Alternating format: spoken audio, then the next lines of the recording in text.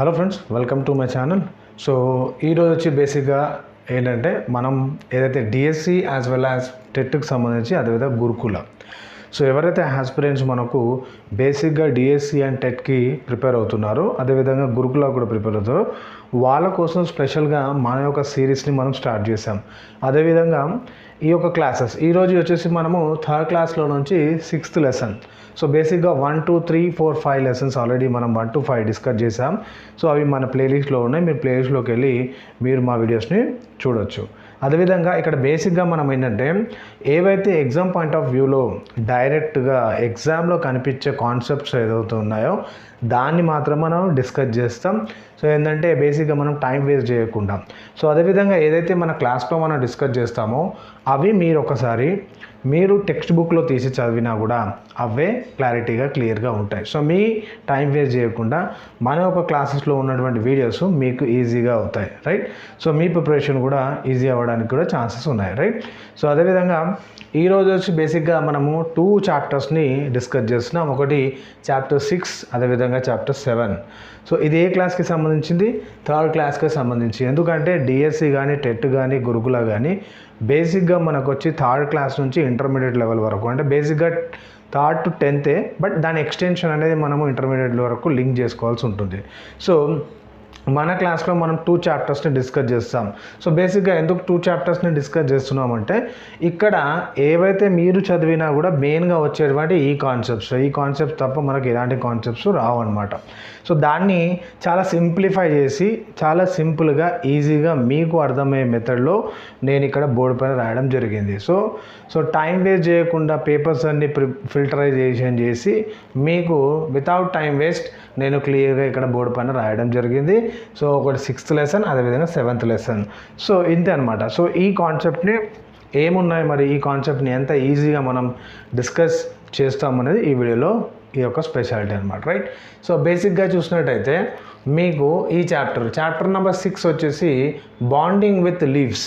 Okay, chapter name వచ్చి bonding with leaves. So స్పెసిఫైగా ఈ యొక్క చాప్టర్లో మనకు లీవ్స్ గురించి మాట్లాడడం జరిగింది. ఓకే, సో ఇది ఏ పాయింట్ ఆఫ్ వ్యూలో అడుగుతారనేది మనకు తెలియదు, బట్ అక్కడ ఓవరాల్గా చూసినట్టయితే ఈ యొక్క లెసన్లో మనకు ఇక్కడ బేసిక్గా ఈ యొక్క 3 ఎలిమెంట్స్ అనేది లీఫ్ గురించి ఉంది. ఓకే, సో ఫస్ట్ చూసినట్టయితే న్యూ లీవ్స్ అనమాట. ఎప్పుడైతే ఒక కొత్త లీఫ్ పుడుతుందో స్టార్ట్ అవుతుందో అది ఏ కలర్లో ఉంటుంది? రెడ్ కలర్ ఫార్మేషన్లో ఉంటుంది అని అక్కడ టెక్స్ట్ బుక్లో మెన్షన్ చేయడం జరిగింది.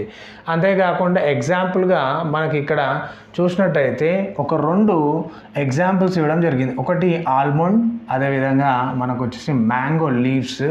ఎప్పుడైతే అవి యంగ్గా ఉంటాయో లీవ్స్ అనేవి స్టార్టింగ్లో ఉంటాయో పెరిగేటప్పుడు, సో దాని యొక్క కలర్ వచ్చేసి మనకు మ్యారూన్ కలర్లో ఉంటాయని క్లియర్గా, అంటే ఇక్కడ రెడ్గా ఉండొచ్చు, లైట్ మ్యారూన్ కలర్లో కూడా అవి ఉండొచ్చు అని మనకు ఒక సెంటెన్స్ ద్వారా ఈ యొక్క పర్టికులర్ టాపిక్ ద్వారా తెలుస్తుంది, రైట్. అదేవిధంగా మనకి ఇంకో లీఫ్ని ఇక్కడ మెన్షన్ చేశారు. అది వచ్చేసి మనకు ఓల్డ్ లీఫ్. ఒకవేళ లీఫ్ అనేది కొంచెం ఓల్డ్ అవుతే అదే కలర్లో ఉంటుంది, ట్రాన్స్ఫర్మేషన్ అది గ్రీన్ కలర్లోకి మారుతుంది, right.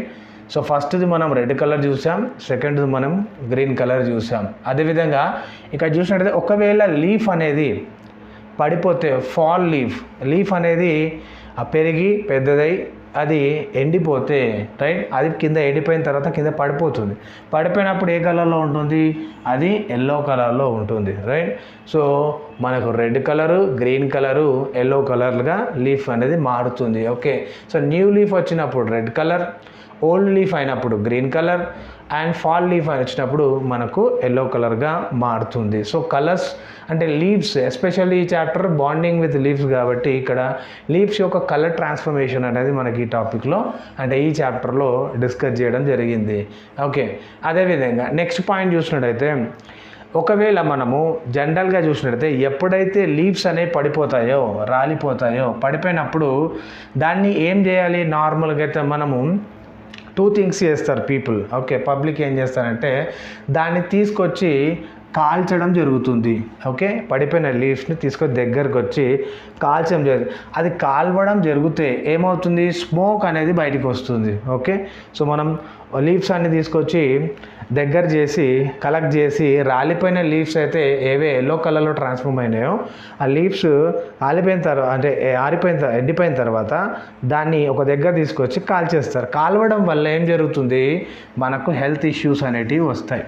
Okay, so health issues అని వస్తాయి. Right, the smoke that comes out due to the burning of the leaf falls is injurious to health. Okay, ఇంకొక సెంటెన్స్, అసలు ఏం చేయాలి జనరల్గా అయితే మనం ఏం చేయాలి, కాల్చకుండా దాని ఇన్స్టెడ్ ఆఫ్ బర్నింగ్ కాల్చకుండా ఆ పడిపోయిన లీవ్స్ ఏవైతే ఉన్నాయో దాన్ని కానీ మనం డంప్ చేయగలిగితే ఒక దగ్గర తీసుకొచ్చి ఓకే ఒక చిన్న హోల్ని మనం తయారు చేసి ఆ హోల్లో కంపోజ్డ్ హోల్ని తీసి ఆ హోల్లో దాన్ని డంప్ చేసేసి అంటే వేసేసి దాన్ని అక్కడికి మూవ్ చేస్తే అదేమవుతుంది, మనకు డీకంపోజ్ అయిపోయి అవి చెట్లకు ఒక మంచి లిక్విడ్గా ఫామ్ అయ్యి అవి న్యూట్రియంట్స్ని క్రియేట్ చేస్తుంది. సో చెట్లు పెరగడానికి స్ట్రెంగ్తన్ చేస్తుంది. సో అందుకే చెట్ల యొక్క లీవ్స్ పడిపోయిన తర్వాత రైట్ దాన్ని కాల్చొద్దు. రైట్, ఏంటంటే అని చెప్తుంది, కాల్చొద్దు అని చెప్తుంది. కాల్చకపోతే నేచర్ని ప్రొటెక్ట్ చేసినటువంటి మనము నేచర్ని బెటర్ చేసినటువంటి వాళ్ళం అవుతాం. రైట్, సో అందుకే ఇక్కడ సెంటెన్స్ మరొకసారి చూద్దాం. Instead of burning the fall of the leaves should be dumped into a compost pit and don't burn them. Okay, so మనం ఓవరాల్గా ఈ యొక్క టాపిక్లో అంటే ఈ యొక్క చాప్టర్లో మనం నేర్చుకుంది ఏంటంటే డిఫరెంట్ లీవ్స్ కలర్స్ని చూసాం. రైట్, అదేవిధంగా సో పడిపోయినటువంటి లీవ్స్ని దాన్ని కాల్చకుండా ఒక దగ్గర తీసుకొచ్చి రైట్ దాన్ని హోల్లో డంప్ చేసేసి దాన్ని పూడ్ చేస్తే సో మనకు హెల్త్ పరంగా మనకు హెల్త్ కాపాడిన వాళ్ళం, మన హెల్త్ కాపాడుకున్న వాళ్ళు అవుతాం. అదేవిధంగా నేచర్ని కూడా కాపాడినటువంటి వాళ్ళం అవుతామని ఈ యొక్క చాప్టర్ అనేది మనకు చెప్తుంది. రైట్, సో ఇప్పుడు మనం నెక్స్ట్ చాప్టర్ అంటే సెవెంత్ చాప్టర్ చూసినట్టయితే మనకు chapter number 7 okay, the food we eat. Okay, జనరల్గా ఇది చిన్న పిల్లలకి సంబంధించింది, 3rd క్లాస్కి సంబంధించింది. ఓవరాల్గా నేను డైరెక్ట్గా రాస్తూ కూడా నేను చెప్పొచ్చు, బట్ అది టైం ఎక్కువ అవుతుంది, అదేవిధంగా వీడియో అనేది లెంతీ అవుతుందనే ఉద్దేశంతోనే ఆల్రెడీ ఈ యొక్క ఇన్ఫర్మేషన్ని నేను బోర్డు పైన రాయడం జరిగింది. సో మీకు చూడడానికి ఈజీ ఉంటుంది, రాసుకోవడానికి కూడా ఈజీ ఉంటుంది అనమాట. సో ఇది 3rd క్లాస్కి సంబంధించింది కాబట్టి okay, chapter number 7 the food we eat. Right, so అక్కడ చూసినట్టే ఇక్కడ పొరిడ్. ఓకే, పొరిజ్ అంటే ఏంటి, నార్మల్గా అంబలి. రైట్, సో అంబలి అని అర్థం. ఓకే, ఇక్కడ చూసినట్టయితే మీరు కార్న్ కాబ్ కంకు అని కొన్ని చోట్లలో అంటారు. అదేవిధంగా మనకు మక్క బుట్ట అని కూడా కొన్ని ప్లేసెస్లో అంటారు. ఓకే, సో అదేవిధంగా రైస్ని అండ్ దాల్ని ఏం చేస్తాం మనం, జనరల్గా రైస్ని దాల్ని బాయిల్ చేస్తాం.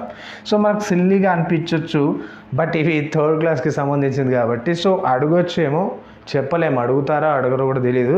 సో మేబీ టెస్టింగ్ చేయొచ్చేమో, మ్యాచ్ ద ఫాలోయింగ్ ఆ విధంగా కూడా ఇచ్చే అవకాశం కూడా ఎగ్జామ్ పాయింట్ ఆఫ్ వ్యూలో ఉంటుంది. Okay, so bajji and samosa దాన్ని ఏం చేస్తాం మనము ఓవరాల్గా చూసినట్టయితే